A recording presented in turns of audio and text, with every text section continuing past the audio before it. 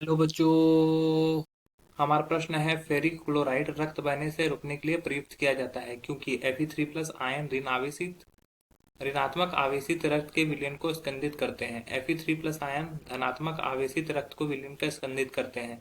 Cl- ion धनात्मक आवेशित रक्त के विलयन को स्कंदित करते हैं और Cl- आयन ऋणात्मक आवेशित रक्त को विलयन को स्कंदित करते हैं। चलिए समझते हैं इस प्रश्न को। इस प्रश्न की मुख्य अवधारणा में दो चीजें समझनी है। ठीक है, एक तो हम लोग को समझना है पार्डी सुलजे नियम। ठीक है, पार्डी सुलजे नियम।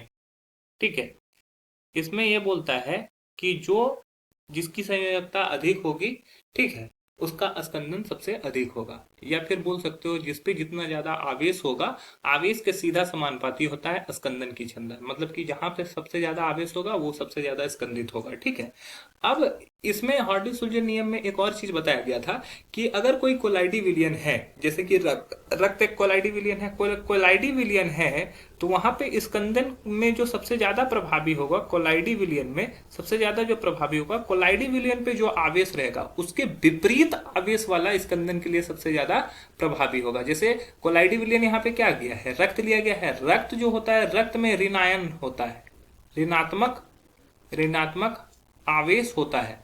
तो रक्त में अगर ऋणात्मक आवेश होगा तो यहां पर क्या होगा कि धनात्मक आवेश वाला सबसे ज्यादा स्कंदन में प्रभावी होगा। धनात्मक आवेश वाला स्कंदन में प्रभावी होगा।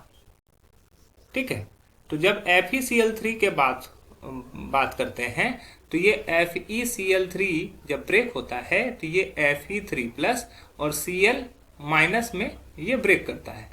तो ये जो धनात्मक है, ये धनात्मक स्कंदन के लिए सहायक होता है, तो यही स्कंदन में प्रभावी होता है।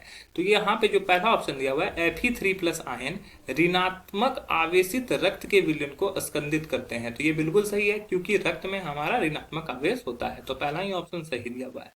अब दूसरा दिया हुआ है Fe3+ धनात्मक आवेशित रक्त विलयन।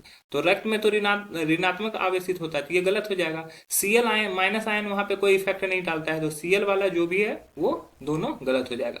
तो हमारा जो सही उत्तर हो जाएगा वो हो जाएगा ऑप्शन ए। आशा है यह प्रश्न आपको समझ में आया होगा। धन्यवाद।